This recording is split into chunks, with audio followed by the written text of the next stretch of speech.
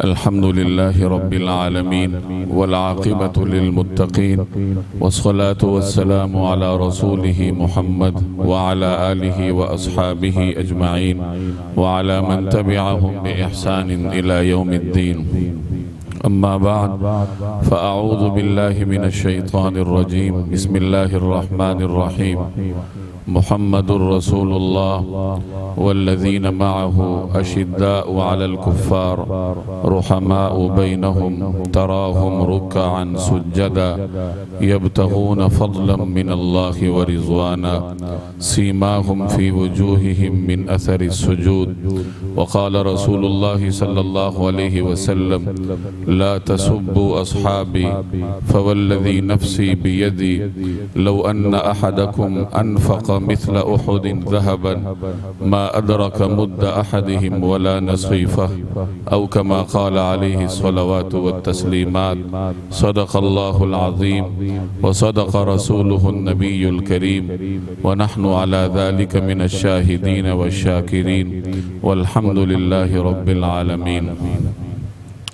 بزرگان محترم اور میرے عزیز دوستوں اور بھائیوں، اللہ جل جلالہ اپنا پیغام اپنے بندوں تک پیغمبر کے ذریعے پہنچایا کرتے ہیں۔ پیغمبر اللہ تعالیٰ اور اس کے بندوں کے درمیان ایک واسطے کی حیثیت رکھتا ہے جو اللہ کا پیغام وصول کرتا ہے اور اس کے بندوں تک پہنچاتا ہے۔ آگے اللہ تعالیٰ نے اپنے بندوں میں سے کچھ خاص لوگوں کا انتخاب کیا ہوتا ہے اور انہیں یہ سعادت بخشی ہوتی ہے کہ وہ وقت کے پیغمبر کے براہ راست صحبت یافتہ ہوتے ہیں، اس کی براہ راست تربیت میں رہتے ہیں، اس کے ساتھ اٹھتے بیٹھتے ہیں اور اللہ کا پیغام اس کے پیغمبر کی زبانی سن کر دنیا کے اطراف تک اور دیگر لوگوں تک پہنچانے کا اہتمام کرتے ہیں۔ چنانچہ ہر پیغمبر کو اللہ تبارک و تعالی نے ایسی ہی کچھ سعادت مند صحبت یافتہ افراد عطا کیے تھے اور ان صحبت یافتہ افراد کو اللہ تبارک و تعالی نے دیگر لوگوں سے منفرد مقام عطا کیا تھا۔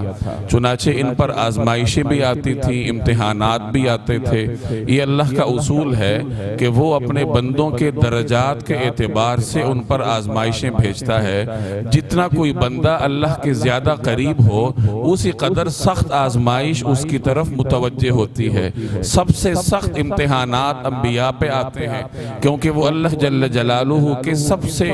قریب بزرگ شخصیات ہوتی ہیں روئے زمین پر، تو ان کے درجات کے اعتبار سے ان کی آزمائش امتحان بھی سخت ہوتا ہے۔ اسی طریقے سے پیغمبر کے جو براہ راست متبعین اور ان کے شاگرد ہوتے ہیں وہ دیگر افراد کے مقابلے میں اللہ کے زیادہ قریب ہوتے ہیں کہ جو کائنات کے دیگر لوگ ہیں جو پیغمبر کے بعد آئیں گے یا پیغمبر سے دور رہتے ہیں اور انہیں پیغمبر کی زیارت اور اس کی مجلس میں بیٹھنے کی سعادت نہیں ملی، تو ان لوگوں کی بنسبت ان کا درجہ بلند ہوتا ہے۔ اس وجہ سے ان کی آزمائش بھی عام لوگوں سے سخت ہوا کرتی ہے۔ مختلف پیغمبروں کے براہ راست صحبت یافتہ حضرات پر آزمائشیں آتی رہیں، وہ اس میں کامیاب بھی ہوئے اور کبھی معاملہ برعکس بھی ہوا۔ تاریخ میں آپ نے پڑھا ہوگا حضرت عیسیٰ علیہ السلام کے حواریوں کے بارے میں کہ یہ حواری حضرت عیسیٰ علیہ السلام کے براہ راست صحبت یافتہ تھے۔ حضرت عیسیٰ علیہ السلام کا کلام سنتے تھے، ان کا پیغام سنتے تھے اور دیگر دنیا کے اطراف تک پہنچانے کا اہتمام کرتے تھے، اور حضرت عیسیٰ علیہ السلام کے پیغام کو دور دور تک پہنچانے کے لیے انہوں نے بڑے امتحانات بھی جھیلے، چونکہ وہ وقت ایسا تھا کہ دنیا میں یہودیوں کا غلبہ تھا۔ حضرت عیسیٰ علیہ السلام جس ماحول میں آئے تھے اس ماحول پر یہودیوں کا غلبہ تھا اور یہودی حضرت عیسیٰ علیہ السلام کے دشمن تھے، تو ماحول ان کا مخالف تھا۔ اس مخالفانہ ماحول میں حضرت عیسیٰ علیہ السلام کے حواریوں نے بڑی قربانیاں دے کر ان کا پیغام دیگر لوگوں تک پہنچایا۔ جب حضرت عیسیٰ علیہ السلام اس زمین پہ نہ رہے، اللہ کے ہاں تشریف لے گئے، تو ان کے دین کے باقی رکھنے کی ذمہ داری ان حواریوں کی تھی، لیکن اللہ جل جلالہ کی مشیت کچھ اور تھی۔ چنانچہ حضرت عیسیٰ علیہ السلام کے دین کی حفاظت ان کے یہ جلیل القدر حواری بھی نہ کر سکے، اور پولس نامی ایک شخص حواری کا روپ دھار کے ان میں شامل ہوا اور اس نے حضرت عیسیٰ عیسیٰ علیہ السلام کے تعلیمات کے اصول، اساس اور بنیادیں تک تبدیل کر دی۔ آج عیسائیوں کے پاس حضرت عیسیٰ علیہ السلام کے نام سے جو کچھ ہے، بہت کم تعلیمات حضرت عیسیٰ علیہ السلام کی ہوں گی، ورنہ اکثر اصول اسی پولس نے تراش رکھے ہیں۔ چنانچہ ان کے ہاں کفارے کا عقیدہ ہے اور الوہیت کا عقیدہ ہے، اور یہ جو پاپائیت کا نظام ہے، یہ تمام تر اصول حضرت عیسیٰ علیہ السلام کی تعلیمات سے متصادم ہیں۔ پولس نے یہ شامل کیے تھے اور عیسائیوں نے ان کو ہاتھوں ہاتھ لیا۔ حضرت موسیٰ علیہ السلام کے جو براہ راست صحبت یافتہ تھے، ان کے واقعات معروف ہیں کہ کس قدر وہ حضرت موسیٰ علیہ السلام کے ساتھ فرمائشیں کرتے تھے مختلف قسم کی، اور حضرت موسیٰ علیہ السلام اللہ کے حضور دعا کر کے ان کی وہ فرمائشیں پوری کرتے تھے۔ جب اللہ تعالیٰ نے حضرت موسیٰ علیہ السلام کو مصر سے نکلنے کا حکم دیا کہ اپنے ان براہ راست صحبت یافتہ حضرات جو بنی اسرائیل قبیلے سے متعلق تھے، ان کو لے کے مصر سے نکلیں، اور جو آپ حضرات کا آبائی علاقہ ہے شام اور فلسطین، وہاں جائیے۔ اب شام اور فلسطین میں قوم عمالقہ کا تسلط تھا، جو بڑی جابر طاقتور قوم تھی۔ حضرت موسیٰ علیہ السلام بنی اسرائیل کو لے کر نکلتے ہیں، فرعون تعاقب کرتا ہے، اللہ تعالیٰ نے ان کی حفاظت فرمائی اور فرعون کو اپنے لشکر سمیت سمندر میں غرق کیا۔ حضرت موسیٰ علیہ السلام بنی اسرائیل کو لے کے نکلے، اور جب اللہ کا پیغام انہیں سنایا گیا کہ شام اور فلسطین کے علاقے کو عمالقہ کے تسلط سے آزاد کروانا ہے، تو ان کی قوم نے سرکشی کی۔ حضرت موسیٰ علیہ السلام نے قوم عمالقہ کا جائزہ لینے کے لیے پہلے اپنے کچھ قریبی حضرات کو بھیجا کہ وہاں جاؤ اور ان کا جائزہ لو کہ کیا ان کی جنگی تیاریاں ہیں۔ وہ وہاں گئے اور انہوں نے اپنی آنکھوں سے قوم عمالقہ کا تسلط دیکھا، ان کی طاقت دیکھی، ان کی تیاریاں دیکھی۔ جب واپس آ کر حضرت موسیٰ علیہ السلام کی روبرو بیان کی تو حضرت موسیٰ نے ان کو منع کیا اور فرمایا کہ عام لوگوں کے سامنے ان حقائق کا اظہار نہ کرنا، ان کے حوصلے پست ہو جائیں گے۔ حضرت موسیٰ علیہ السلام کو تو یقین تھا وہی کی وجہ سے کہ اللہ تعالیٰ ہماری مدد کریں گے، عمالقہ جتنے بھی طاقتور ہوں، لیکن جب ہم ان کے مقابلے میں آئیں گے تو باوجود بے سر و سامانی کے اللہ تبارک و تعالی ہماری نصرت کریں گے، نصرت کا وعدہ ہے۔ چنانچہ حضرت موسیٰ نے انہیں منع کیا۔ ان میں دو حضرات نے حضرت موسیٰ علیہ السلام کے حکم کی بجا آوری کی، جن میں ایک حضرت یوشع بن نون تھے۔ باقی تمام افراد نے کسی نہ کسی طریقے سے وہ بات عام کر دی اور قوم نے یہ بات پھیل گئی کہ عمالقہ کے لوگ تو اتنے طاقتور ہیں اور ہمیں حکم دیا جا رہا کہ اتنی طاقتور قوم کے ساتھ زور آزمائی کریں۔ چنانچہ ان کی قوم کے بعض لوگوں نے تو یہاں تک کہا کہ اس سے تو بہتر تھا کہ ہم فرعون کے ساتھ دریا میں غرق ہو جاتے، اگر مرنا ہی تھا تو دریا میں ڈوب کے مر جاتے، یہ اتنی طاقتور قوم کے ساتھ لڑ کر مرنا تو زیادہ اذیتناک ہے۔ اور حضرت موسیٰ سے مخاطب ہو کے کہنے لگے کہ اِنَّا ہَا هُنَا قَاعِدُونَ فَاذْهَبْ أَنْتَ وَرَبُّكَ فَقَاتِلَا اِنَّا ہَا هُنَا قَاعِدُونَ، کہ آپ اور آپ کا رب جائیے اور جا کر لڑائی کیجئے، ہم تو یہاں بیٹھے ہیں۔ تو یہ ان حضرات، ان پیغمبروں کے براہ راست صحبت یافتہ اقوام کی صورتحال تھی۔ اللہ تبارک و تعالی نے نبی کریم صلی اللہ علیہ وسلم کو جہاں امام الانبیاء بنایا اور دیگر بہت ساری منفرد خصوصیات عطا کی، وہاں اللہ تعالیٰ نے رسول اللہ صلی اللہ علیہ وسلم کی براہ راست صحبت یافتہ جماعت کو بھی انفرادی اوصاف عطا کیے کہ وہ اپنے پیغمبر کے مبارک پسینے کے مقام پر خون دینے سے دریغ نہیں کرتے تھے۔ چنانچہ ایک روایت میں آتا ہے کہ اللہ تعالیٰ نے اپنے بندوں کے دلوں کا جائزہ لیا اور سب سے بہتر دل نبی کریم صلی اللہ علیہ وسلم کا پایا، تو اللہ تعالیٰ نے نبی کریم صلی اللہ علیہ وسلم کو اپنے لیے اور اپنی رسالت کے لیے منتخب کیا۔ پھر اللہ نے دوبارہ جائزہ لیا اپنے بندوں کے دلوں کا، اور تمام بندوں میں سے سب سے بہتر دل صحابہ کرام کا پایا، تو اللہ تبارک و تعالیٰ نے ان کو نبی کریم صلی اللہ علیہ وسلم کی صحابہ کے لیے اور آپ صلی اللہ علیہ وسلم کی صحبت کے لیے منتخب کیا۔ تو یہ اللہ تبارک و تعالی نے جناب رسول اللہ صلی اللہ علیہ وسلم کی براہ راست صحبت یافتہ جماعت، جسے ہم صحابہ کہتے ہیں، ان کو اللہ تبارک تبارک و تعالی نے یہ نمایاں مقام عطا کیا۔ چنانچہ آپ صلی اللہ علیہ وسلم نے جب نبوت کا آغاز کیا، اعلان کیا، تو اس وقت آپ صلی اللہ علیہ وسلم کی تبلیغ کو اور پیغام کو تسلیم کرنے کا مطلب یہ تھا کہ اپنی قوم سے کٹ جاؤ، اپنے قبیلے سے کٹ جاؤ، اپنے خاندان سے ہاتھ دھو لو، اپنے مال سے محروم ہو جاؤ، اپنی تجارت کو ختم کر دو۔ یہ تمام مفاہیم تھے نبی کریم صلی اللہ علیہ وسلم کی دعوت پر لبیک کہنے کا۔ اور یہ میں بارہا عرض کر چکا ہوں کہ وہ قبائلی کلچر تھا، اور آپ کو اس زمانے میں رہنے کے لیے کسی قبیلے کی دسترس چاہیے تھی کہ ایک قبیلہ آپ کی رسائی میں ہو، آپ کا پشت پناہ ہو، اور اس کی پشت پناہی میں آپ اس علاقے میں زندگی بسر کریں۔ اگر کوئی قبیلہ کسی شخص کی پشت پر نہ ہو، تنہا کوئی آزاد زندگی بسر کرے، تو اس کی جان اور مال کی حفاظت کی ضمانت دینا مشکل ہوا کرتا تھا۔ چنانچہ یا تو لوگ قبیلے کے افراد ہوتے، اور اگر باہر سے کسی نے آنا ہوتا تو وہ کسی قبیلے کے ساتھ ولا کا یا موالات کا تعلق قائم کیا کرتا۔ تو اس زمانے میں رسول اللہ صلی اللہ علیہ وسلم کی دعوت پر لبیک کہنے کا جو سیدھا سیدھا مطلب تھا وہ تنہائی تھی، کہ معاشی طور پر بھی تنہا ہونا اور معاشرتی طور پر بھی تنہا ہونا۔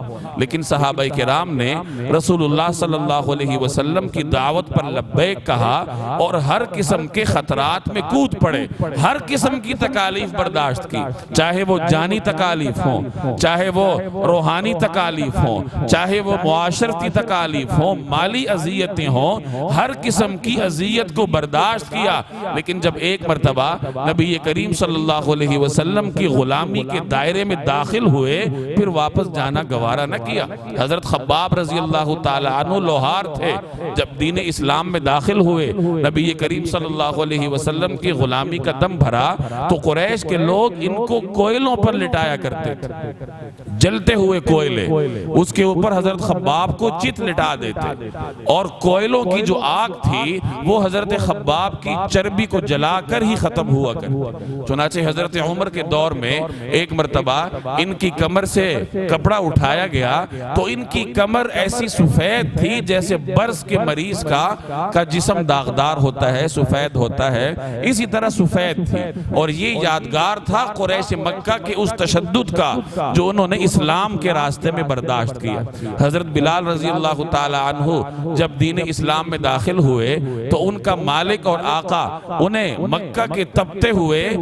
ریگزاروں میں گھسیٹا کرتا، سنگریزوں پر اور مکہ کی تپتی ہوئی مٹی پر گھسیٹتا، ان کے اوپر پتھر رکھ دیا جاتا، لیکن حضرت بلال کے منہ سے احد احد ہی نکلا کرتا۔ حضرت عثمان جب مسلمان ہوئے، اب باوجود یہ کہ بڑے جاہ و جلال کے مالک تھے، امیر شخصیت تھی، بڑے خاندان سے متعلق تھے، کسی اور کو شاید جرت نہ ہوتی ان پر ہاتھ اٹھانے کی، تو ان کے اپنے چچا نے حضرت عثمان کو ظلم و تشدد کا نشانہ بنایا۔ زبیر بن عوام جب مسلمان ہوئے تو روایات میں آتا ہے کہ ان کا چچا انہیں چٹائی میں لپیٹ دیا کرتا اور نیچے سے آگ کی دھوئیں کی دھونی دیا کرتا تھا۔ تو یہ تمام تر تکالیف صحابہ کرام برداشت کرتے۔ حضرت عمار ابتدا میں مسلمان ہوئے اپنے والدین سمیت، ان کے والد حضرت یاسر اور ان کی والدہ حضرت سمیہ رضی اللہ تعالی عنہم، یہ اسلام کے اولین دور میں قریش مکہ کے تشدد کی تاب نہ لاتے ہوئے شہید ہو گئے۔ حضرت عمار اپنے والدین سے بھی محروم ہوئے دین کے راستے میں، اور بذات خود بھی قریش کے ظلم کا مقابلہ کرتے رہے، لیکن دین کے راستے سے ایک قدم پیچھے ہٹنے کے لیے تیار نہ ہوئے۔ جب ہجرت ہوئی اور نبی کریم صلی اللہ علیہ وسلم مدینہ طیبہ تشریف لے گئے، تو یہ ایسا وقت تھا کہ اگر کوئی قبیلہ آپ صلی اللہ علیہ وسلم کی دعوت پر لبیک کہتا اور اسلام کا پشت پناہ بنتا، تو اس کا سیدھا سیدھا مطلب یہ تھا کہ وہ پورے عرب کو اپنا مخالف بنا لے۔ چنانچہ ہجرت سے پہلے نبی کریم صلی اللہ علیہ وسلم نے مختلف قبائل پر اسلام کو پیش کیا، جن میں طائف کے طاقتور قبیلے بھی تھے، لیکن ہر قبیلے نے انکار کیا۔ اس انکار میں جہاں بتوں کے ساتھ ان کی محبت کا دخل تھا، وہاں ہر قبیلہ یہ جانتا تھا کہ اس دور میں، اس ماحول میں، جبکہ قریش کا غلبہ ہے پورے عرب پر، مذہبی اعتبار سے بھی اور دنیاوی اعتبار سے بھی، تو جب قریش کا غلبہ ہے اور طاقتور قوم اسلام کی بدترین دشمن ہے، تو ایسے ماحول میں اسلام کی پشت پناہی کا مطلب ہی یہ ہے کہ اپنے قبیلے کو آگ میں جھونک دو اور پورے عرب کے ساتھ دشمنی مول لے لو۔ ان تمام تر اندوہناک حقائق کے باوجود انصار نے جوق در جوق اسلام کو قبول کیا، نبی کریم صلی اللہ علیہ وسلم کے دست اقدس پر بیعت کی، دین حق میں داخل ہوئے، اور بدر ہو، احد ہو، حنین ہو، جتنی بھی جنگیں ہوں ان میں وہ عظیم الشان قربانیاں پیش کی کہ تاریخ ان کی مثال دینے سے عاجز ہے۔ یہی وجہ ہے کہ صحابہ کرام کی ان قربانیوں کے پیش نظر اللہ جل جلالہ نے انہیں منفرد مقام عطا کیا تھا، رضی اللہ عنہم ورضوا عنہ، اپنی رضامندی کا ٹائٹل عطا کیا تھا۔ صلح حدیبیہ کے موقع پر جب یہ خبر عام ہوئی کہ حضرت عثمان کو معاذ اللہ شہید کیا گیا، تو آپ صلی اللہ علیہ وسلم ایک درخت کے نیچے تشریف فرما ہوتے ہیں اور صحابہ کرام کو بلاتے ہیں کہ موت تک لڑنے کا وعدہ کرو جب تک ہم عثمان کے خون کا بدلہ نہ لیں۔ صحابہ کرام معاہدہ کرتے ہیں، بیعت کرتے ہیں نبی کریم صلی اللہ علیہ وسلم کے دست اقدس پر، جس کا ذکر قرآن کریم میں ہے، لقد رضی اللہ عن المؤمنین، کہ اللہ تبارک و تعالی ان مومنین سے راضی ہوا، اذ یبایعونک تحت الشجرہ، جب وہ ایک درخت کے نیچے آپ کی بیعت کر رہے تھے، فعلم ما فی قلوبہم، ان کے دلوں میں جو کچھ ہے اللہ اس سے واقف ہے، اس سے آگاہ ہے، فانزل السکینۃ علیہم، اور بطور انعام کے اللہ تعالیٰ نے ان کے دلوں پر سکینت اور سکون کو نازل کیا۔ تو یہ صحابہ کرام کا امتیازی وصف ہے کہ اللہ تبارک و تعالیٰ نے اپنی رضامندی کا ایک لازوال ٹائٹل ان کو عطا کیا ہے۔ چنانچہ ابن تیمیہ رحمہ اللہ فرماتے ہیں کہ اللہ تبارک و تعالیٰ کی رضامندی، اللہ کی رضا، اللہ کی صفت قدیم ہے، اور اللہ تعالیٰ یہ اسی شخص کو عطا کرتا ہے یا اسی قوم اور اسی جماعت کو عطا کرتا ہے جس کے بارے میں اللہ کو علم ہوتا ہے کہ یہ رضا الہی کے آداب کو پورا کریں گے۔ اور ایک مرتبہ جب اللہ کسی سے راضی ہوتا ہے اور اسے رضامندی کا ٹائٹل عطا کر دیتا ہے، پھر دوبارہ اس سے ناراض نہیں ہوتا۔ صفت قدیم کا مطلب آسان انداز میں آپ یوں سمجھیں کہ جس طریقے سے اللہ تعالیٰ قدیم ہے یعنی ازل سے ہے اور ابد تک رہے گا،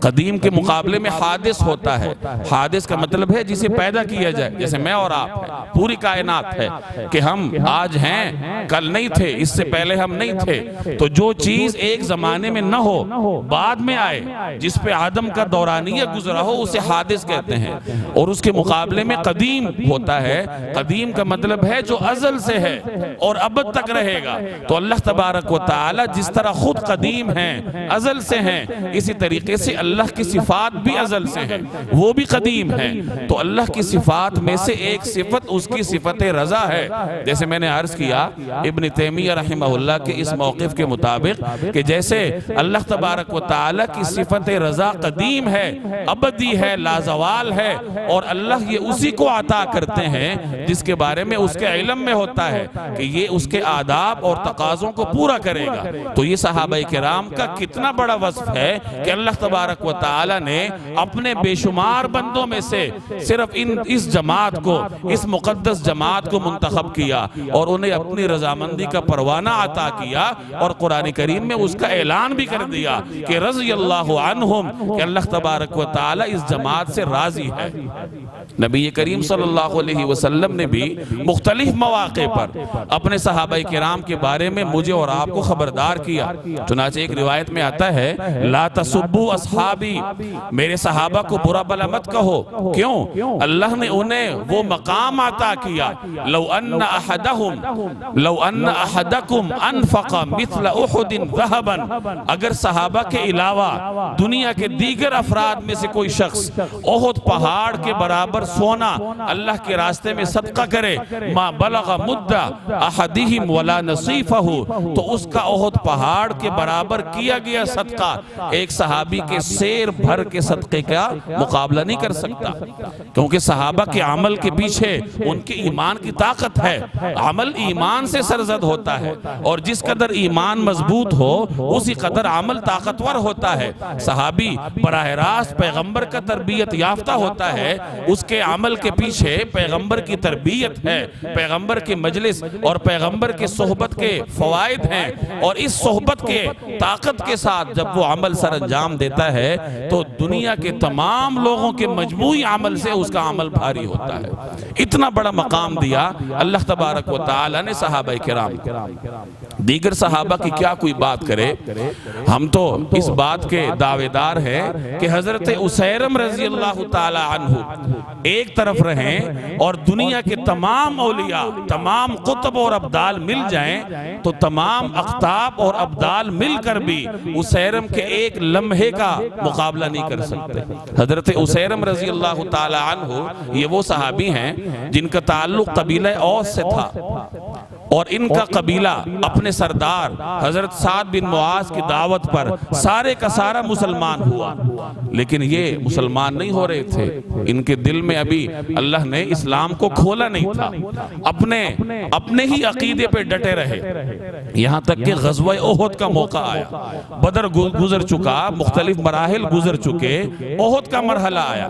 جب صحابہ کرام نکلے احد کے میدان میں تو حضرت اسیرم میں نکل کھڑے ہوئے، اور اللہ تعالیٰ نے ان کے سینے کو اسلام کے لیے کھولا، کلمہ شہادت پڑھا، مسلمان ہوئے، اور سیدھے احد کے میدان میں جا کر ایک مشکل ماحول میں صحابہ کرام کی صف میں جا کے کھڑے ہوئے اور بڑی بہادری سے لڑے، اور لڑ کر اپنی جان اللہ کے حوالے کر دی، شہادت سے سرشار ہوئے۔ غزوے کے بعد لوگوں نے ان کو زخمیوں میں دیکھا، اب لوگ حیران ہوئے، لوگوں کو تو معلوم نہیں تھا کہ یہ مسلمان ہو چکے ہیں، ان کا اسلام تو ان کے اور اللہ کے درمیان راز تھا۔ تو ان کے قوم کے لوگوں نے ان سے پوچھا کہ تم یہاں تک کیسے آئے، قومی غیرت حمیت کی وجہ سے آئے ہو یا نبی کریم صلی اللہ علیہ وسلم پر ایمان لانے کی وجہ سے آئے ہو؟ تو انہوں نے کہا کہ نہیں، قومی حمیت کی وجہ سے نہیں آیا، بلکہ میں کلمہ شہادت پڑھ چکا ہوں، نبی کریم صلی اللہ علیہ وسلم پر ایمان لا چکا ہوں، اور اپنے ایمان کی وجہ سے یہاں موجود ہوں۔ چنانچہ چند لمحات کے بعد ان کی شہادت واقع ہوئی، اور آپ صلی اللہ علیہ وسلم نے ان کے جنتی ہونے کی گواہی دی۔ اب اس صحابی نے چند لمحات نبی کریم صلی اللہ علیہ وسلم پر ایمان لانے کی حالت میں گزارے، کوئی نماز نہیں پڑھی، کوئی نیک عمل نہیں کیا، ان کے نامہ اعمال میں صرف رسول اللہ صلی اللہ علیہ وسلم پر ایمان لانے کا عمل ہے یا غزوہ احد میں شہادت کا رتبہ ہے۔ حضرت ابو ہریرہ فرمایا کرتے تھے کہ ایسا کون سا شخص ہے جس نے زندگی میں کوئی نماز نہیں پڑھی اور اس کے باوجود وہ جنتی ہے، اور پھر فرمایا کرتے تھے کہ اسیرم ہے۔ تو حضرت اسیرم رضی اللہ تعالی عنہ چند لمحات نبی کریم صلی اللہ علیہ وسلم کے ساتھ گزار کر اگر اس قدر بلند مقام حاصل کر سکتے ہیں تو پھر لوگ حضرت معاویہ کی بات نہ جانے کیسے کرتے ہیں۔ حضرت معاویہ تو عمر کا ایک حصہ نبی کریم صلی اللہ علیہ وسلم کی خدمت میں رہے، کتابت وحی کا نازک ترین عہدہ ان کے سپرد تھا۔ وحی کو لکھنا یہ کوئی معمولی مرحلہ نہیں تھا۔ نبی کریم صلی اللہ علیہ وسلم نے جن حضرات کو کتابت وحی کا منصب سونپا تھا، یہ صحابہ کرام میں امانت اور دیانت کے اعتبار سے چنیدہ لوگ تھے، کیونکہ انہوں نے باقی قیامت تک آنے والی امت کے لیے قرآن کو جمع کرنا تھا۔ تو حضرت معاویہ رضی اللہ تعالی عنہ کو رسول اللہ صلی اللہ علیہ وسلم نے کاتب وحی بنایا۔ آپ صلی اللہ علیہ وسلم کے دیگر خطوط بھی لکھا کرتے تھے، اور ایک روایت میں آتا ہے کہ نبی کریم صلی اللہ علیہ وسلم کے جو بیرونی مہمان آتے تھے، جو باہر سے سرکاری وفود مدینہ آیا کرتے تھے، ان کی دیکھ بھال اور میزبانی کے فرائض بھی آپ صلی اللہ علیہ وسلم نے حضرت معاویہ کو سونپ رکھے تھے۔ ایک روایت میں آتا ہے، یہ تو آپ کو معلوم ہے، حضرت معاویہ رضی اللہ تعالی عنہ نبی کریم صلی اللہ علیہ وسلم کے برادری نسبتی بھی تھے، حضرت ام المؤمنین ام حبیبہ رضی اللہ تعالی عنہ کے بھائی تھے۔ چنانچہ ایک روایت میں آتا ہے کہ ایک مرتبہ رسول اللہ صلی اللہ علیہ وسلم حجرے میں تشریف لائے تو حضرت ام حبیبہ رضی اللہ تعالی عنہ اپنے بھائی حضرت معاویہ کا سر مبارک دیکھ رہی تھی، تو آپ صلی اللہ علیہ وسلم نے حضرت ام حبیبہ سے پوچھا کہ ام حبیبہ کیا تمہیں اپنے اس بھائی سے محبت ہے؟ تو ام حبیبہ نے عرض کیا کہ یا رسول اللہ، ظاہر ہے کہ مجھے ان سے محبت ہے، ہر بہن کو اپنے بھائی سے محبت ہوا کرتی ہے۔ تو آپ صلی اللہ علیہ وسلم نے فرمایا کہ یاد رکھو اللہ اور اس کے رسول کو بھی تمہارے بھائی سے محبت ہے۔ ایک روایت میں آتا ہے کہ نبی کریم صلی اللہ علیہ وسلم نے حضرت معاویہ کو باقاعدہ دعا دی تھی کہ یا اللہ معاویہ کو ہادی بنا، یعنی ہدایت کو اس کے دل میں جگہ دے اور دیگر لوگوں کو معاویہ کی وجہ سے ہدایت عطا فرما۔ آج یہود اور نصارہ سب سے زیادہ اگر صحابہ کرام کے مجمع میں کسی کے مخالف ہیں تو وہ حضرت عمر اور حضرت معاویہ کے ہیں۔ وجہ کیا ہے؟ حضرت عمر نے بیت المقدس کو فتح کر کے یہودیوں کا سر خاک میں ملایا تھا، اور حضرت معاویہ رضی اللہ تعالی عنہ نے اپنے دور میں روم کے مرکز قسطنطنیہ تک دستک دے کر یہ جو رومی ہیں، عیسائی ہیں، ان کا غرور خاک میں ملایا تھا۔ تو یہود اور نصارہ کو صحابہ کرام کے مجمع میں اگر سیاسی تکالیف پہنچی ہیں تو سب سے زیادہ ان دو حضرات سے پہنچی ہیں۔ چنانچہ یہی دو حضرات عام طور پر پروپیگنڈوں کی زد میں ہوا کرتے ہیں۔ حضرت معاویہ کا اطاعت رسول کا اگر اندازہ لگانا ہو تو اس واقعے سے اندازہ لگائیے، میں پہلے بھی سنا چکا ہوں بارہا کہ اپنے دور حکومت میں ایک مرتبہ ان کا روم کے ساتھ امن کا معاہدہ چل رہا تھا۔ امن کے معاہدے کے ختم ہونے کے قریب انہوں نے یہ سوچا کہ اپنی فوج کو حرکت دے دیتا ہوں اور افواج کے ساتھ روم کی سرحد پر پہنچ جاتا ہوں۔ جب سرحد پر پہنچیں گے تو معاہدے کا دورانیہ ختم ہو چکا ہوگا، پھر دیکھیں گے کہ کیا کرنا ہے۔ چنانچہ لشکر کلیہ اور روانہ ہوئے۔ چند منازل طے کر چکے تھے کہ حضرت عمر بن عبس رضی اللہ تعالی عنہ جو معروف صحابی ہیں وہ تیزی سے تشریف لائے اور ان کی زبان پر یہ الفاظ تھے وفا لا غدر، وفا لا غدر، کہ وفا کرو، وعدہ خلافی، معاہدے کی خلاف ورزی مت کرو۔ حضرت معاویہ نے ان سے فرمایا کہ ہم کوئی فوراً حملہ نہیں کر رہے، بلکہ ہم نے سرحد پر جا کر پڑاؤ ڈالنا ہے، اور جب معاہدے کی مدت گزر جائے گی پھر دیکھیں گے کہ کیا کرنا ہے۔ تو حضرت عمر بن عبسہ نے فرمایا کہ میں نے نبی کریم صلی اللہ علیہ وسلم سے یہ سنا ہے کہ جب تمہارا کسی قوم کے ساتھ امن کا معاہدہ چل رہا ہو تو مرکز سے افواج کو حرکت بھی نہ دینا، کہ جب تک امن کا معاہدہ ہے تو اس معاہدے کی پیروی اس طرح کرو کہ معاہدے کی مدت کے دوران اپنے مرکز سے افواج کو حرکت بھی نہ دو۔ حضرت معاویہ نے جب رسول اللہ صلی اللہ علیہ وسلم کا یہ فرمان سنا تو عمر بن عبسہ سے مخاطب ہو کر پوچھا انت سمعت من رسول اللہ صلی اللہ علیہ وسلم، کہ کیا یہ بات تم نے بذات خود سنی ہے نبی کریم صلی اللہ علیہ وسلم سے؟ تو حضرت عمر بن عبسہ فرمانے لگے کہ ہاں سمعت اذنایا ووعاہ قلبی، کہ میرے کانوں نے اس کو سنا ہے اور میرے دل نے اس کو محفوظ رکھا۔ جب حضرت معاویہ کو یقین ہوا کہ یہ واقعاتاً رسول اللہ صلی اللہ علیہ وسلم کا فرمان ہے تو اپنی افواج کو وہیں سے واپسی کا حکم دیا، اپنی تمام تر فوجی تدبیریں اور حکمت عملی کو نبی کریم صلی اللہ علیہ وسلم کے اس حکم پر قربان کر دیا۔ یہ ان کا اطاعت رسول کا جذبہ تھا۔ ایک اور ان کا بڑا عجیب واقعہ ہے کہ ایک مرتبہ یہ منبر پر کھڑے ہیں، ان کا دور خلافت ہے، ان کا دور خلافت بڑا شاندار تھا، 20 سال تک یہ مسلمانوں کے متفق علیہ خلیفہ رہے پورے عالم اسلام۔ اب اپنے اس عروج کے دور میں یہ منبر پر کھڑے ہیں اور انہوں نے ایک جملہ کہا خلاف معمول، لوگوں کو مخاطب کر کے کہا کہ تمہارے کہ یہ جو مال غنیمت کا مال ہے یا بیت المال کے اموال ہیں یہ ہماری مرضی پر منحصر ہیں، جس کو چاہیں گے دیں گے، جس کو چاہیں گے نہیں دیں گے۔ اب یہ جملہ کبھی پہلے کہا نہیں تھا، یہ جملہ کہا اور اتر آئے، تشریف لے گئے۔ اگلے جمعے میں انہوں نے پھر یہی جملہ دہرایا کہ تمہارے اموال، مال غنیمت اور بیت المال کا مال یہ ہماری مرضی پر منحصر ہے، جس کو چاہیں گے دیں گے، جس کو چاہیں گے نہیں دیں گے۔ دوسرا جمعہ بھی گزرا، تیسرے جمعے کو انہوں نے پھر یہ جملہ دہرایا تو ایک صاحب کھڑے ہوئے اور کہا کہ نہیں، یہ مسلمانوں کا حق ہے، یعنی مال غنیمت اور بیت المال یہ خلیفہ کا نہیں، عام مسلمانوں کا حق ہے۔ یہ بات چیت ہو گئی، جمعہ ختم ہوا۔ حضرت معاویہ رضی اللہ تعالیٰ عنہ نے جمعہ ختم ہونے کے بعد اس شخص کو بلایا اور اپنے ساتھ لے گئے۔ اب لوگ پیچھے پیچھے چلے، انہیں یہ خوف ہوا کہ اس نے برسر ممبر حضرت معاویہ کو ٹوکا ہے، ممکن ہے کہ امیر معاویہ اسے کوئی سزا دیں، اگر وہ سزا دینا چاہیں گے تو ہم سفارش کر دیں گے کہ اس کی جان بخشی کر دیں۔ لیکن جب لوگ گئے تو انہوں نے عجیب منظر دیکھا کہ اس شخص کو حضرت معاویہ رضی اللہ تعالیٰ عنہ نے اپنی مسند پر اپنے ساتھ بٹھا رکھا ہے، عزت کے ساتھ، اور اس کا شکریہ ادا کر رہے ہیں۔ اور پھر لوگوں سے مخاطب ہو کے فرمایا کہ میں نے رسول اللہ صلی اللہ علیہ وسلم سے یہ سنا تھا کہ میرے بعد ایسے حکمران آئیں گے جو ممبر پر جو چاہیں گے کہیں گے، کوئی ان کو ٹوکنے کی جرت نہیں کرے گا، اور یہ حکمران جہنم میں بندروں کی طرح اچھلتے پھریں گے۔ چونکہ میں نے یہ فرمان سنا تھا تو میں نے اپنا محاسبہ کرنا چاہا۔ میں نے پہلے دن ممبر پر ایک ایسی بات کہی جو دین اسلام کے اصولوں کے خلاف ہے، تو کسی نے مجھے ٹوکا نہیں،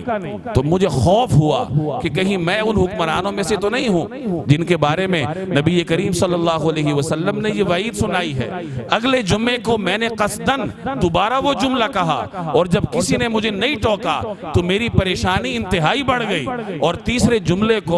جمعے کو میں نے تیسری مرتبہ جب یہ جملہ کہا تو اس شخص نے مجھے کھڑے ہو کر ٹوک دیا، جس سے میں مطمئن ہوا کہ مجھے ٹوکنے والے لوگ موجود ہیں اور میں رسول اللہ صلی اللہ علیہ وسلم کی اس وعید کی زد میں نہیں آتا۔ اور پھر دعا دی انہوں نے کہ اللہ تعالیٰ اس کو زندگی دے، کیونکہ اس نے مجھے گویا نئی زندگی بخشی ہے۔ اب آپ اندازہ لگائیے، جو شخصیت جناب رسول اللہ صلی اللہ علیہ وسلم کے ایک فرمان پر اپنی تمام تر جنگی حکمت عملی کو قربان کر دے اور اپنے عروج کے دور میں نبی کریم صلی اللہ علیہ وسلم کے فرامین کے میزان میں اپنا محاسبہ کرتا ہے، اگر اس کے بارے میں ہم چہمگوئیاں کریں تو پھر اپنی عاقبت خراب کرنے کے سوا یہ اور کیا ہے۔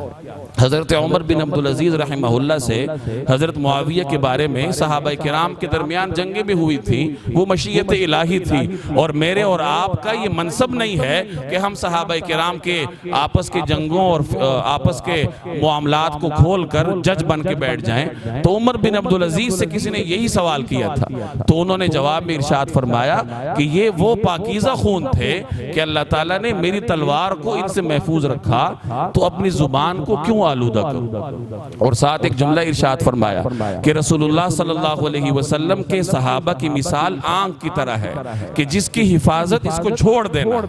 آنکھ کے اندر کوئی انگلیاں نہیں مارتا، کوئی اس کے ساتھ چھیڑ چھاڑ نہیں کرتا، جب بھی آنکھ سلامت رہتی ہے۔ اسی طریقے سے رسول اللہ صلی اللہ علیہ وسلم کے صحابہ کی جب بات آ جائے تو زبانیں روک دینے میں عافیت ہے، اور یہی وصیت کی تھی رسول اللہ صلی اللہ علیہ وسلم نے میرے اور آپ کے لیے کہ جب تمہارے سامنے میرے صحابہ کا ذکر آ جائے اپنی زبانوں کو روک دو، یعنی یا تو مدح سرائی کرو، ان کی اچھائیاں بیان کرو، اور اگر ان کے دیگر معاملات تمہارے علم میں آئیں جو تمہاری سمجھ سے باہر ہوں تو بجائے اس کے کہ تم اس پر اپنے فرمودات پیش کرو، بہتر یہ ہے کہ خاموشی اختیار کرو۔ اللہ تبارک و تعالی مجھے اور آپ کو سمجھنے کی توفیق عطا فرمائے۔ وما علینا الا البلاغ۔